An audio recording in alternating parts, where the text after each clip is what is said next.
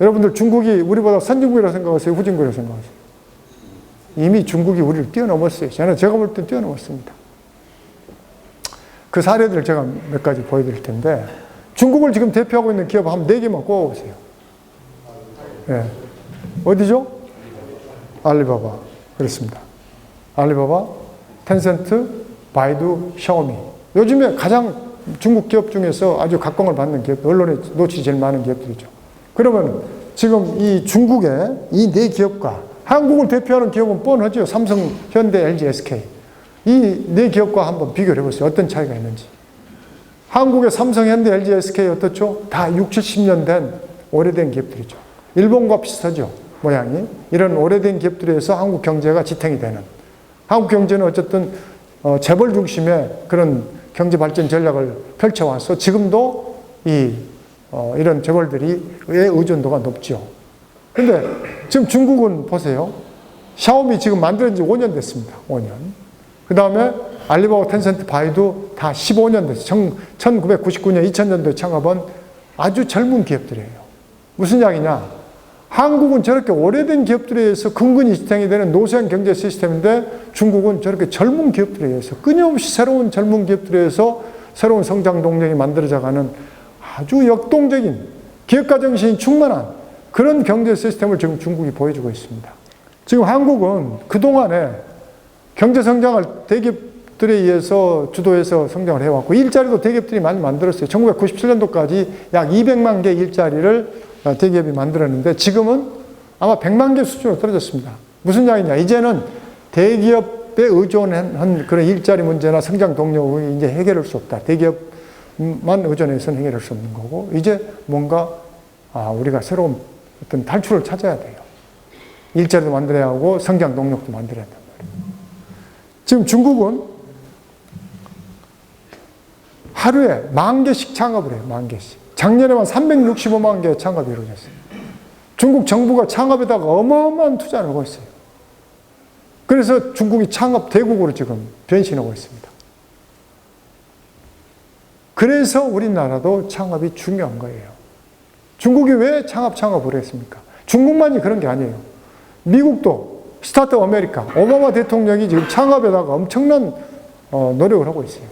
영국의 캐머런 총리, 독일의 메르켈, 전 세계 모든 지도자들이 창업만이 지속 가능한 사회를 만들 수 있다. 이렇게 생각할 정도로 창업에다가 지금 투자를 하고 있는 겁니다.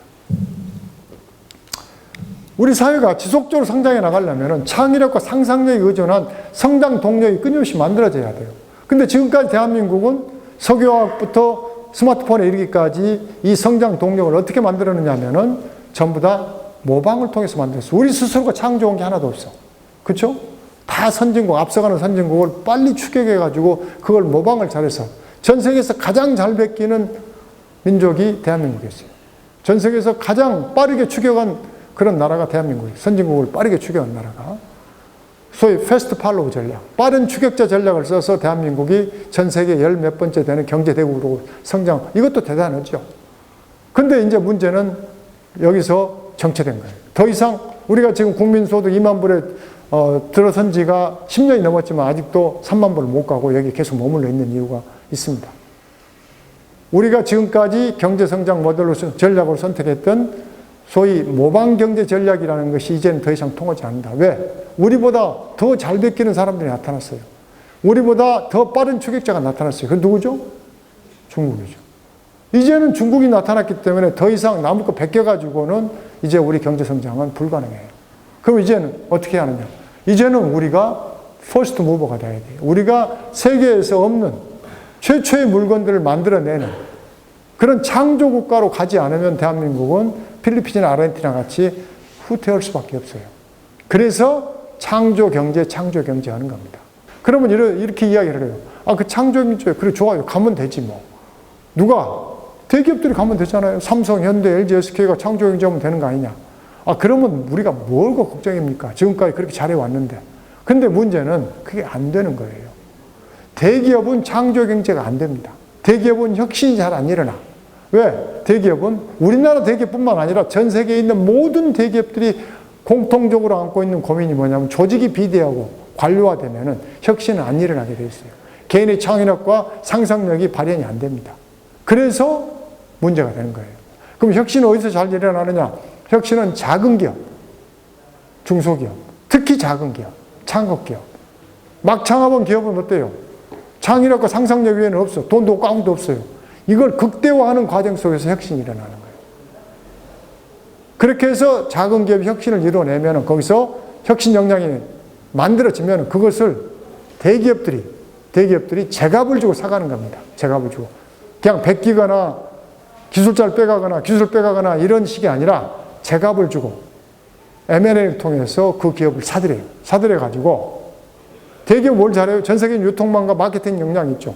여기 태워가지고 자기들 성장 동력을 키워나가는 거예요. 이걸 보고 뭐라고 하냐? 개방형 혁신이라고 합니다. 오픈 이노베이션. 이 오픈 이노베이션을 잘하는 대기업들은 살아남아. 이 오픈 이노베이션을 잘 못하는 대기업들은 다 망해가는 거예요. 한 시대를 정말 풍미했던 그런 엄청난 대기업들도 이런 개방 혁신을 못하면 다 쓰러져 가는 겁니다. 그래서 저는 평생에 한 번은 이제 창업하는 시대로 간다. 우리가 얼마나 오래 살지를 모르기 때문에 이제는 여러분들이 요즘에 그렇죠. 베이비 부모 세대들. 이분들이 젊은 나이에 들어가서 시키는 일을 하면서 그 회사에서 열심히 일했는데도 불구하고 이제 40대 후반, 50대 초반 돼가지고 자의반 타의반으로 회사를 나오게 돼. 어쩔 수 없이 나와요. 예. 나와서 남은 인생에 몇 년 살다 옛날 같이 평균 수명 51세면은 뭐 고민할 거 없죠. 좀 번 돈 가지고 먹고 살다 가면 되는데 이 수명이 이게 얼마나 길어질지 몰라. 50년을 더 살지 70년을 더 살지. 그럼 어떻게 해야 돼요? 창업해야 합니다. 그렇죠? 창업 안 하면 안 되죠. 근데 남이 시키는 일만 하면서 젊은 날을 보냈어요. 한 20년을 보냈어. 능동적으로 살아본 경험이 없어. 수동적으로 살았어요. 그 이분들이 나와서 뭘 해요? 대부분의 사람들이 프랜차이즈 합니다. 프랜차이즈 하다가 대부분의 7, 80%가 다 망해요. 한 번도 해본 적이 없기 때문에. 망하면 어떻게 돼요? 퇴직금 날리고 완전히 도시비면 전락하는 거예요. 그래서 대한민국 중산층이 지금 붕괴되고 있는 거예요. 수없이 많은 사람들이 뻔히 알면서 프랜차이즈 하다가 망해서 무너지고 있는 게 지금 대한민국 현실이거든요. 왜 그러냐? 한 번도 능동적으로 살아본 적이 없는 삶을 살아서 젊은 날에 수동적으로 살았단 말이에요. 고기 주는 것만 먹어봤지 고기 잡는 법을 배워본 적이 없어요.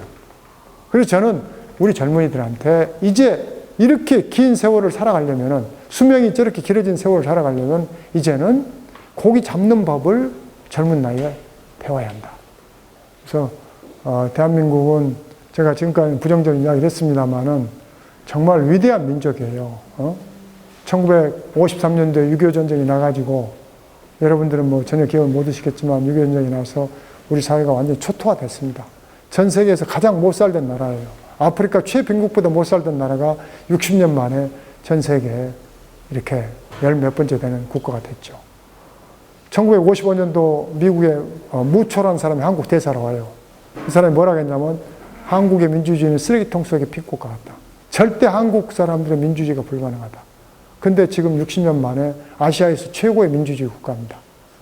전 세계에서 60년 만에 민주주의와 경제성장을 동시에 달성한 나라는 대한민국이 유일무이한 나라예요. 그래서 대한민국이 2050년에 가면은 미국과 번가는 나라가 될 거라고 골드만삭스가 예측을 했습니다. 그러니까 우리나라 민족이 그만큼 위대한 민족인데 지금 저는 시련을 맞고 있다고 봐요. 여기서 우리가 뭔가 새로운 어떤 그런 창조 사회로 가는 어떤 전기를 만들면은 또다시 우리가 비상할 거라고 저는 생각을 합니다. 그래서 지금 대한민국은 제일 중요한 게 우수한 젊은이 창업하는 거예요. 이 시대의 영웅은 누굽니까? 이제 앞으로 일자리 문제 심각해집니다. 작년 다르게 올해 또 심각하죠. 내년 가면 더 심각해져요. 일자리 문제. 이제는 창업해서 일자리 많이 만드는 친구가 시대의 영웅입니다. 여러분들 속에서 이런 영웅이 많이 나오기를 바라고요. 대한민국 사람들은요, 정신없이 살아요. 전 세계에서 제일 부지런한 사람들이에요. 정신없이 살아가. 새벽부터 나와가지고, 근데 시계만 보고 살아가. 자기가 어느 방향으로 가는지도 몰라요. 이제는 우리가 자기 성찰의 시간을 가져요. 좀 나침판을 보셔야 돼요. 여러분들, 숲속에서 길을 잃었어. 해는 저물고 갈 길이 바쁘다고 아무 방향으로 튀어간다고 빠져나올 수 있어요? 시간이 오래 걸리더라도 나침판을 보고 가야 합니다. 이제 나침판을 우리 사회가 봐야 할 때가 됐어요. 자기 성찰할 시간이 됐어요. 여러분, 토끼하고 거북이하고 경주하면 누가 이기죠? 거북이가 이겨요. 이솝우화에서만 나온 이야기가 아닙니다. 제가 살아온 경험으로 봐서는 일찍 핀 꽃이 빨리 시듭니다. 빨리 올라간다고 빨리 성공하는 거 아니에요. 계속 올라갈 수 있는 거 아니거든요. 빨리 가는 게 전혀 중요하지 않아요. 젊은 날에 우리는 그냥 정신없이 빨리 가려고 그러는데, 네덜란드나 덴마크나 이런 애들은 천천히 가도 간단 말이에요. 빨리 가는 게 중요하지 않아. 토끼 몇 년 살죠? 2년밖에 못 살아요. 거북이는 100년 살아요. 인생은 정말 긴 마라톤입니다. 단거리 경주가 아니거든요. 여러분들이 시계만 보고 가지 마시고 나침판을 보면서 자기 성찰을 하면서 이제 120살, 150살까지 살 수 있는 시대가 도래할 수도 있다. 이런 걸 염두에 두시면서 여러분들의 인생을 설계하시길 바랍니다. 제 얘기는 여기서 마치겠습니다.